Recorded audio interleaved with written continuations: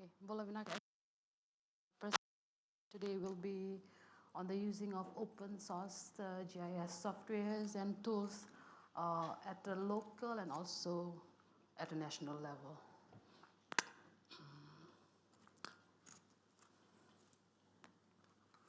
So to my presentation, I'm going to talk about at the national level. We currently have the Fiji Country Action Plan, which is currently underway. So this is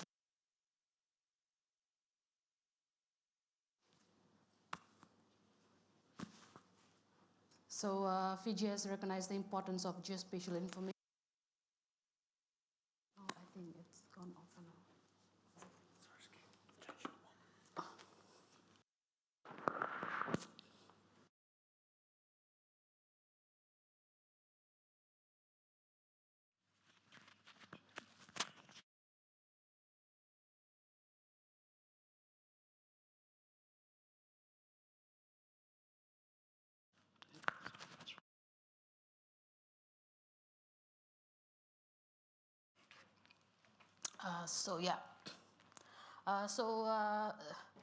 Fiji has recognized the importance of geospatial information to actually support national development and also decision making.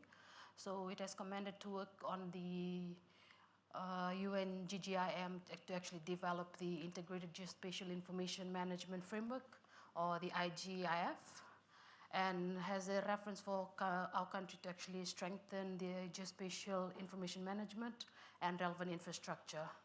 So Fiji has actually gained much insight in identifying its critical areas of needs and gaps for geospatial information management capabilities, and also trying to address these needs and gaps by referencing to the IGIF, or the Geospatial Information Management Framework under the UNGGIM.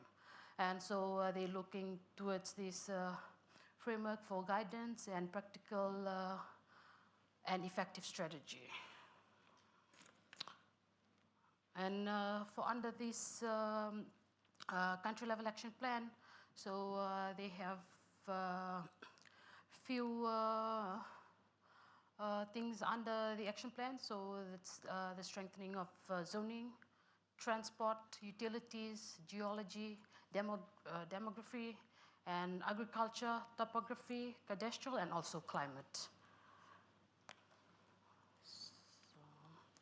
So where it stands right now, so the Fiji Action Plan component, so the IGIF is a tool to actually examine and strengthen the national geospatial information management to actually support sustainable development.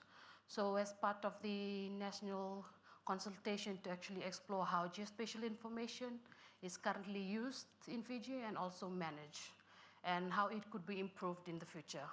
So with the support from the UN GGIM experts and the Pacific Community, or SPC, so this consultation was held, I think, last year to actually help identify opportunities to actually strengthen Fiji's location-based policies, infrastructure, standards, and human resources, and much more. So, but during the pandemic, it has shown that we can actually not work in silos, but we actually need to work together. So this geospatial framework will also help that in the process and make it possible. So under some of you are familiar with, so UNGGIM Integrated Geospatial Information Framework, or IGIF, has 9 strategy pathways. So it deals with governance and institution, policy and legal, financial, data, innovation, standards, partnership, capacity and education, and also communication and engagement. So the progress currently, so there has been like stakeholder workshop from 2019, and also need assessment and gap analysis reports. And the current template has been populated for the country action plan, and also the final consultation with stakeholders that currently happened last year from the slide before. So the last part is actually the endorsement from the Fiji geospatial, I'll talk on that on the next slide, and the cabinet. So what the main reason for this is actually to have a like country-owned and country-led initiative, and also learn from lessons from the region. So following the Fiji National Consultation, the Pacific Geospatial Surveying Council under SPC, and in partnership with UNGGIM, hosted a two-day learning event. That the purpose of the workshop was actually to also share experience from the Pacific, especially in Tonga and Fiji, to get other regional geospatial leads thinking about steps they could also take in a similar direction. So to put it into context, so this is the geospatial industry context for Fiji. So at a very national level, so we have the Fiji Geospatial Information Management Council, the FGIMC. So this is chaired and actually mandated by the Ministry of Lands and Mineral Resources. So they're the government body that actually address policy and strategic plan for geospatial community that meets quarterly and updates, and also do advanced resolution raised and agreed upon by other members of the council. And also they have the Fiji GIS and remote sensing user group targeting GIS users, and also technical practitioners to actually convene monthly to provide updates and highlights, and also best practices and lesson learned from project carried out in their own organization. And we have OSM Fiji community, which I'm a part of with Carol and Salwate. And also women networks. One of them is actually Women in DRR Network, and also the Fiji Youth and Young Professional Network. And on a regional level, we have the Pacific GIS and Remote Sensing Council that hosts the Pacific GIS and Remote Sensing Conference yearly at the end of November. So there'll be another one in Suva at the end of November this year. And also the Fiji Geospatial and Surveying Council. And we have the Phospho-G Oceania Group. So going on to some of the work I've carried out using open source software. So one of the work was I carried out was actually using Collect Earth Online. So this was like a web-based and crowdsourcing technology for Earth sign analysis. So it actually uses to collect reference data using very high resolution images, and big data analysis using Google Earth Engine. So you can have multiple users to collect information. So there's no need for, if you ever use, so like it's a web-based, you don't need for downloading and installing and also management. So, and you can also increase customization over Collect a desktop version, and add a variety of imagery resources and processing capabilities. So this makes it suitable for a broader spectrum of application, including landscape change, land cover monitoring, and deforestation studies, which we carried out for Ministry of Forestry. So this project was actually under the development of integrated land use maps component for the Paris Agreement in action of upscaling forest and landscape restoration to achieve nationally determined contribution and NDCs. Project that was actually supported by the IKI project known as International Climate Initiative. So we actually did data collection on Collect Earth, and also did fieldwork. So these are pictures from my fieldwork. So this is in the, sorry, I didn't put a map there. But if you ever been to Nandi, so these are the islands, yeah, the islands near Nandi. So it's Malolo and the Yasawa groups, where they actually did the Blue Lagoon movie. So we actually used the Kobo toolbox of collecting information, and actually did mapping using GPS or Google, because we had internet connection, so we just took location from our phone. One of the activities we actually had to carry out was actually see where they had to put nurseries, and also the restoration site. As you can see, it's all brown because there's been sun and no rain for like how many months. So they actually had problem of water. So they're drinking currently from the government budgets that actually bring tanks to the island. So this is one of the restoration site for Ministry of Forestry. Oh yeah. So another of the work that I've been involved in, so the objective of this work is actually to enhance and mainstream invasive species management, which is kind of a big problem in Fiji and also the Pacific for climate adaptation, and also to protect native biodiversity and productive ecosystem. So this is one of the maritime islands just off Suva. You actually have to go by boat for 5 hours to reach this island. So so that's also my field photos. I was doing mapping on QGIS, and also there's me sitting down beside one of our team leaders, so collecting information using Kobo. So we had like a set of questionnaires. And so one of the reasons for this work is the unsustainable land use. So agriculture is actually a critical part of island life and economies, and also the resilience. So however, the practice result has been resulted in reduce of water quality.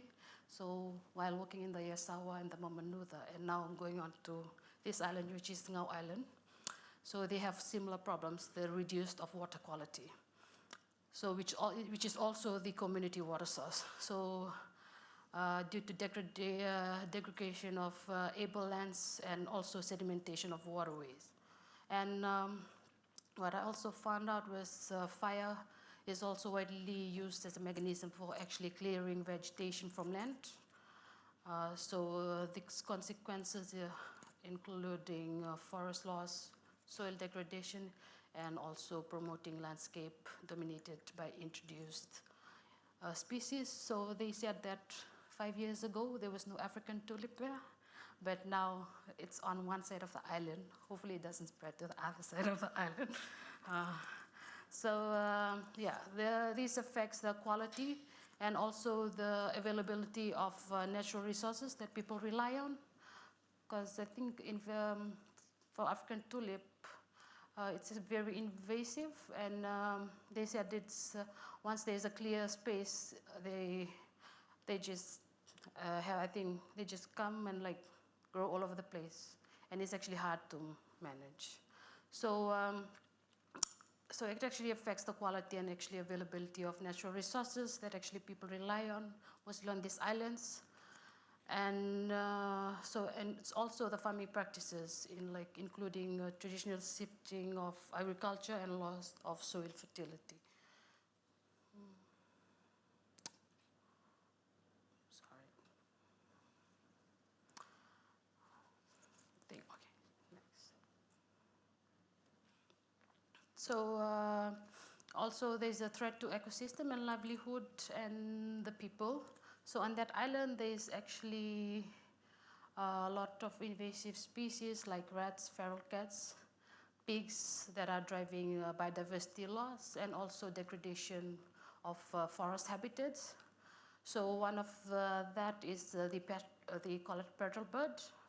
So it's actually unique to this island, and it's been under threat. It was actually extinct, but now it's actually endemic, but now it's endangered. And also the iguana. So it's largely due to predation. So this is the black petrel bird that we were trying to actually map and protect from this island of Ngau. And moving on, the other piece of work was actually Fiji launching its standard operating procedure for plant relocation. So this SOP was actually aimed to actually efficiently coordinating the relocation efforts of government agencies and stakeholders in relocating our most vulnerable communities, as you know, rising in sea level and other climate change issues that are currently present in the Pacific right now. So most of the communities have been impacted by slow onset events and also on sudden onset event. So this is the first ever SOP for the government to actually come up with, and also from lesson learned from the past relocation. So currently there's been, I think, 2 or 3 communities that have been relocated. So all the lesson learned from those communities and how they could better tailor it into the SOP, which is the second part I come in, is so this is the CRVAM, I'd say, or the CRVAM. So it's the Comprehensive Risk and Vulnerability Assessment Methodology, currently being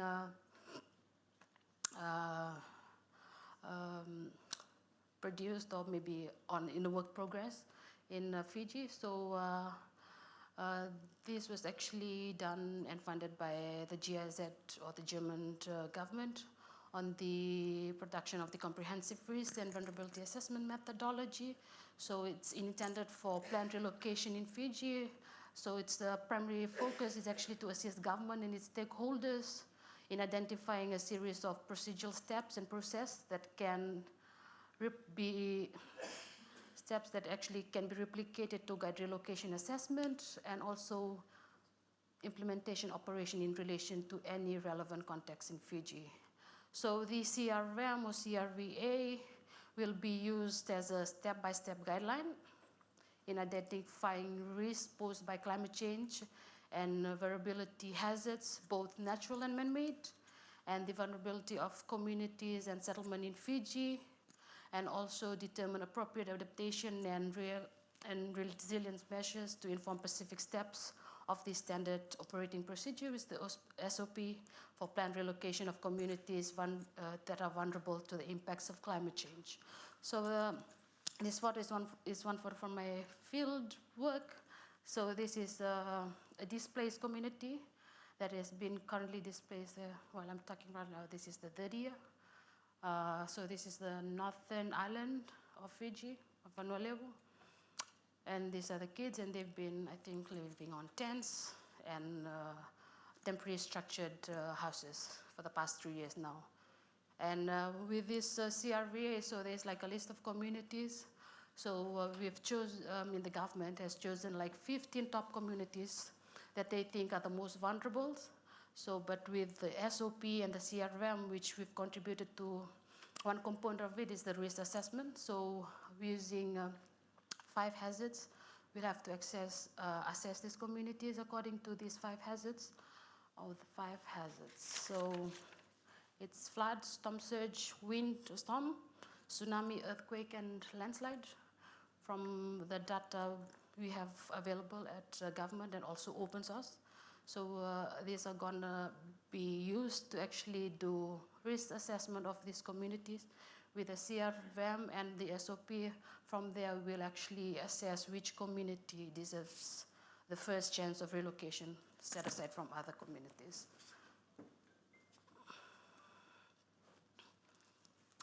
Oh yeah, so the benefits of FOSS GIS. So personally speaking, I think the work I've done is we have actually benefited a lot from open source softwares like QGIS and those readily customized softwares available like Collect Earth from organizations that have made it possible to actually map using all this open source, and because most of it is cost effective, and they have like for FAO, they've actually developed Collect Earth just for forestry assessment and also land cover, and also tools like QGIS and OpenStreetMap that we've had access to, and especially building mapping and empowering local communities. Oh yeah, and so those are the benefits. And for the challenges, one of the challenges I found out was actually the data quality and the availability of data, especially at a very local level. while doing the risk assessment for the CRM, we had difficulty in trying to access those data that we needed, especially hazard data. But other than that, there's a lot of freely available data on those other hazards. But like for flood, like for getting station data that actually based weather station, it was actually hard because most of these data are either not complete or missing or in different formats. And also some of another challenge is actually trying to get Python and programming, like those kind of skill sets. This is one of the challenge I faced, and I think also at a very national level, especially on projects where you needed to actually do more advanced or big data processing, where you'll need big, powerful machines and also a bit of programming and stuff. So the most important thing that I found is actually community involvement, which is what we're doing right now for this Phosphor-G. So the role the community plays, and especially learning from each other, and also the lesson learned, and especially trying to advocate on the use of open data and also open source softwares. And for community involvement, one of the good example was actually the OSM Fiji. So that's how we've actually involved and started the open source community in Fiji by studying OSM Fiji, and hopefully we'll do much better after this and looking forward to the future. Oh yeah. So for future potential, I believe that there is a lot of potential in open source softwares. So because it's always evolving landscape, especially when it comes to technology, softwares and stuff. So, and there's also potential for improvement, and also, yeah, the continued exploration and innovation of people in this room that's contributed to open source softwares and data. And I think there's a very bright future for open source. Oh, that's my last slide. Oh, sorry. Thank you. Any questions?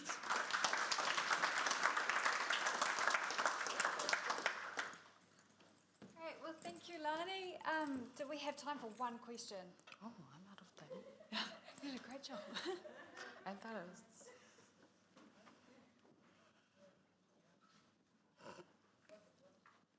Question. Oh, it was such a good talk. It was so interesting, especially all the work you're doing with so many different organisations and all the data and the people. It's really impressive. So thank you so much for sharing with us.